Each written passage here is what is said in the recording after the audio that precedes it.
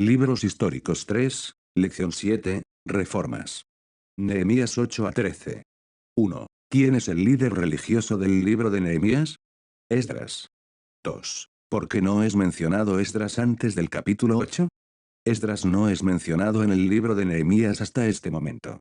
Parece que se había retirado de la vida pública para dedicarse a sus estudios de las escrituras sagradas. Ahora emerge como el líder religioso más destacado.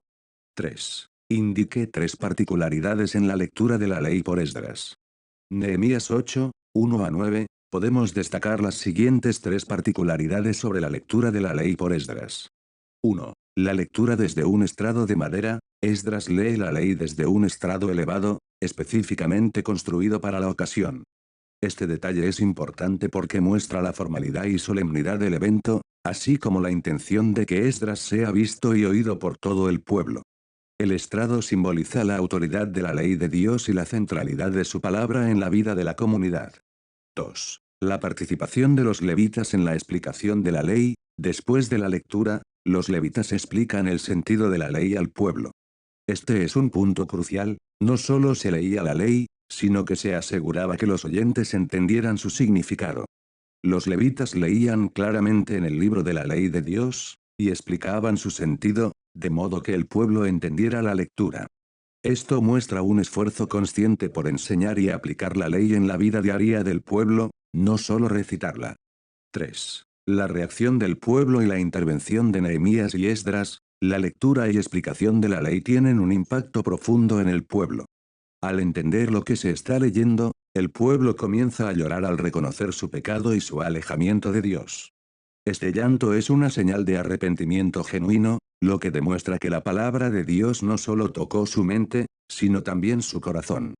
Sin embargo, Nehemías, Esdras y los levitas consuelan al pueblo, diciéndoles que no lloren, porque ese día es santo y debe ser de gozo. Les recuerdan que la alegría del Señor es su fortaleza. 4. ¿Cuál motivo del gozo de los judíos está en Nehemías 8, 9 a 14? El motivo del gozo de los judíos, según Nehemías 8, 9 a 14, está relacionado con varios elementos. 1. El día santo dedicado a Dios. Nehemías y Esdras les explican que ese día es santo para el Señor, por lo que no deben estar tristes o llorar. El reconocimiento de la santidad del día fue un motivo de alegría, ya que se trataba de un momento especial de encuentro con Dios. 2. El gozo como fortaleza. Los líderes enfatizan que el gozo de Jehová es vuestra fortaleza. Este versículo subraya que el gozo en el Señor, incluso tras el arrepentimiento y el reconocimiento de los errores, es lo que da fortaleza y esperanza al pueblo. El hecho de que pudieran alegrarse en el Señor a pesar de sus pecados fue un motivo de consuelo y alegría. 3. Renovación y comunión. Luego de escuchar y entender la ley, el pueblo fue instruido a preparar una celebración, compartiendo alimentos y enviando porciones a quienes no tenían nada preparado. Este acto de comunión y compartir con otros, en especial con los que no pudieron asistir, fue otro motivo de gozo, ya que la comunidad celebraba junta, mostrando unidad y solidaridad. En resumen, el gozo de los judíos provenía de reconocer la santidad del día, de encontrar fortaleza en el gozo del Señor, y de la renovación espiritual y la comunión en la celebración y el compartir con los demás. 5. ¿Por qué los judíos serían el pueblo del libro? Los judíos serían llamados el pueblo del libro debido al solemne pacto que renovaron con Jehová tras un profundo tiempo de oración, confesión y adoración, como se relata en Nehemías 9, 1 a 10 y 39.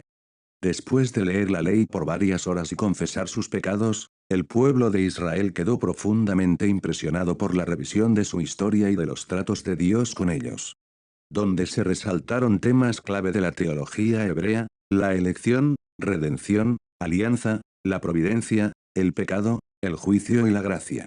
Esta reflexión llevó al pueblo a hacer una fiel promesa o pacto formal con Dios, lo que significaba un compromiso serio de observar los preceptos de la ley mosaica.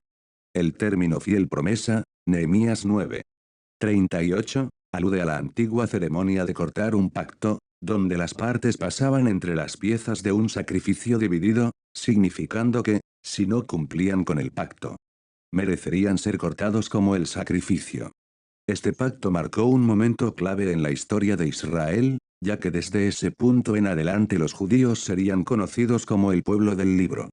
Porque se comprometieron formalmente y bajo juramento a regir sus vidas por la ley de Moisés.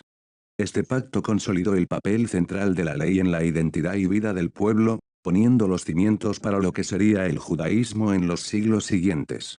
6. Mencione las 5 reformas descritas en el capítulo 13. 1. Expulsión de Tobías el amonita del templo. Nehemías arrojó del templo a Tobías el amonita, quien era un antiguo enemigo de Israel.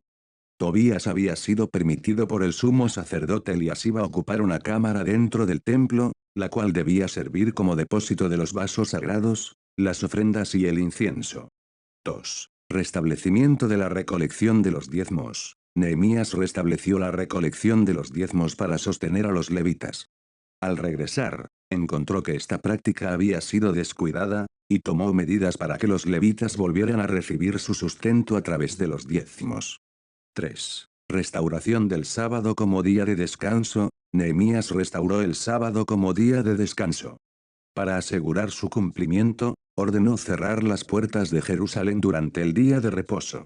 De manera que los comerciantes no pudieran entrar a vender sus mercancías y así evitar la profanación del sábado. 4. Repudio de los matrimonios con mujeres paganas. Nehemías exigió que los que habían emparentado con paganas repudiaran a sus mujeres, ya que los hijos de estos matrimonios hablaban el idioma de sus madres y no el de los judíos. Lo que representaba una amenaza para la preservación de la identidad cultural y religiosa. Nehemías actuó de manera enérgica, dándoles golpes y arrancándoles los cabellos a los infractores. También expulsó de la comunidad judía a uno de los nietos del sumo sacerdote, quien se había casado con una hija de Sanbalat, otro enemigo de Israel. 5. Organización de los trabajos del templo.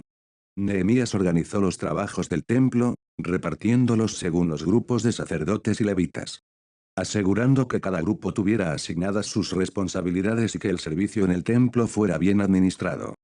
Estas 5 reformas reflejan las acciones decididas y enérgicas de Nehemías para corregir los abusos que habían surgido durante su ausencia y para restablecer el orden tanto en la vida religiosa como social de Jerusalén.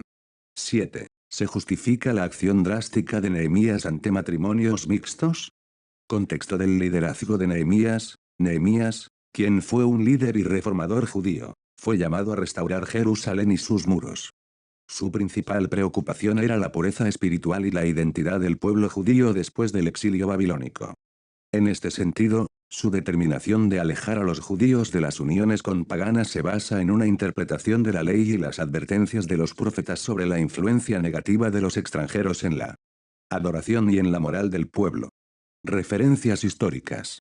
A. En Esdras 9 a 10, se narra que el regreso de los exiliados a Jerusalén provocó la preocupación por los matrimonios mixtos. Esdras, antes de Nehemías, ya había abordado este tema, enfatizando la importancia de mantener la pureza en las relaciones matrimoniales para evitar la idolatría. Esdras llora y se aflige por estas uniones, indicando una preocupación profunda por la fidelidad del pueblo a Dios.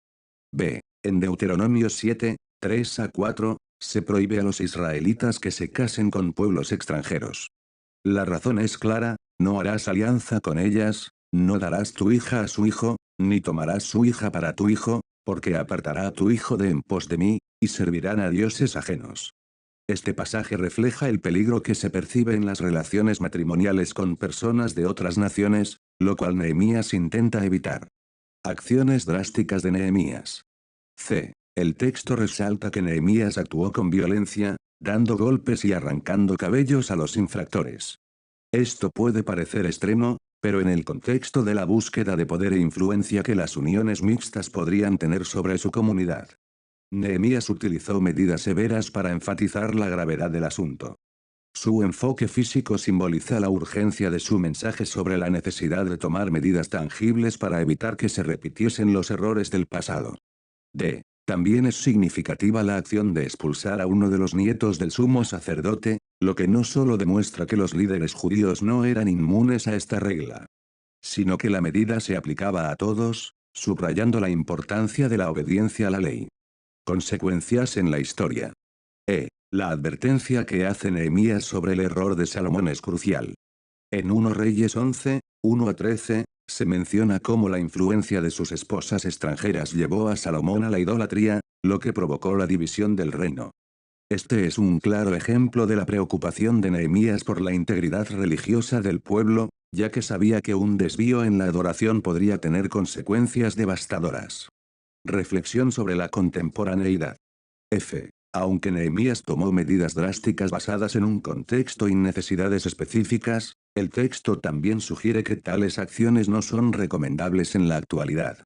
La idea de tomar decisiones que excluyan a las personas por sus elecciones personales contradice los principios de unidad y amor al prójimo presentes en el nuevo pacto. En resumen, desde una perspectiva bíblica, la acción de Nehemías contra los matrimonios mixtos se basó en mandamientos divinos y preocupaciones históricas sobre la identidad del pueblo.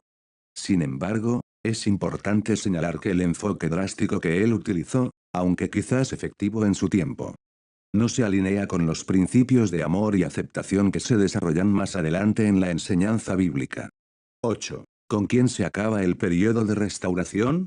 Con la desaparición de Nehemías, acaba el periodo de la restauración. Los grandes dirigentes como Zorobabel, Josué, Esdras y Nehemías, dejaron una impresión permanente en el pueblo judío. A los grandes profetas Ageo, Zacarías y Malaquías, la comunidad hebrea les debe profunda gratitud por sus sabias y alentadoras palabras.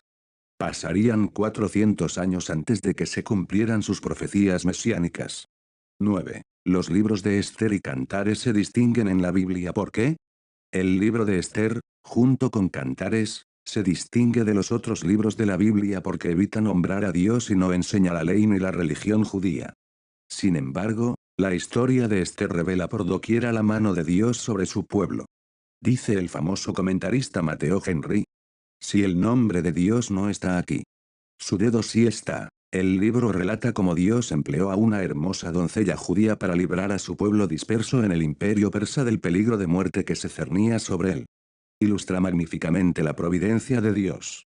La palabra providencia viene del latín prohibidere, y quiere decir mirar adelante o prever. El Dios que todo lo prevé, planea de antemano sus buenos propósitos para con sus hijos y luego los lleva a cabo. En su providencia, sin embargo, Dios no manifiesta su poder de una manera independiente, sino a través de los acontecimientos. 10. ¿Por quién fue escrito el libro de Esther? Se ha sugerido a Mardoqueo como posible autor del libro de Esther, pero nadie lo sabe a ciencia cierta. Al parecer, fue escrito por un testigo ocular poco después de que murió Jerjes, es decir, alrededor de 450 a.C. 11. La veracidad del libro de Esther se halla en la fiesta del Purim. 12. Los acontecimientos narrados en el libro ocurrieron entre la dedicación del templo en Jerusalén y el retorno de Esdras. Es decir, en el lapso transcurrido entre los capítulos 6 y 7 de Esdras. 13. El propósito del libro de Esther es demostrar cómo Dios libera a su pueblo de sus enemigos en tierra extranjera. El segundo propósito es mostrar cómo se originó la fiesta de Purim. 14. El tema del libro de Esther es tema. Dios protege a su pueblo en la dispersión.